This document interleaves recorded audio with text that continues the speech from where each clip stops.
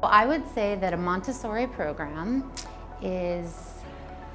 it's a philosophy of education which puts a lot of trust in the inner teacher of the child. I think one of the most important things about the Montessori philosophy and position is that the teacher really is just there to facilitate the child being independent, and really is just guiding them and connecting them with the materials and having the child explore on their own. Mentorship is incredibly important. We have multi-age because the older children will teach the younger children.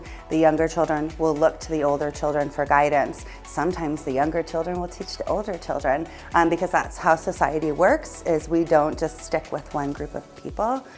So we really believe that the kids know how to learn and want to learn. So what we try and do is set up an environment to give them all the experiences that they might need to make discoveries and meaningful connections on their own, and we guide them and show them how to use the materials, and then they learn because they want to learn. We believe they want to learn the way they want to breathe.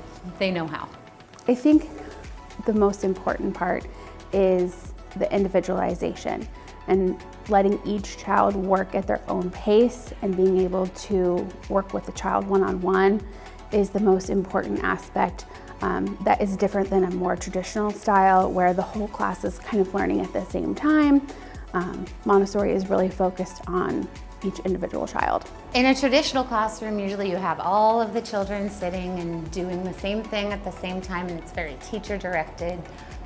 In a Montessori classroom, the kids are allowed to make choices for themselves. They follow their curiosity and they move around freely. It's individual lessons and kids working independently on lots of different things. So it's really encouraging the child to love learning and not being afraid of new challenges, and really just taking on the independence and finding themselves and what they love to do, what inspires them, and how much fun we can have in the classroom. The thing I want everyone to know about the Montessori program, or people who are curious to know about the Montessori program, is that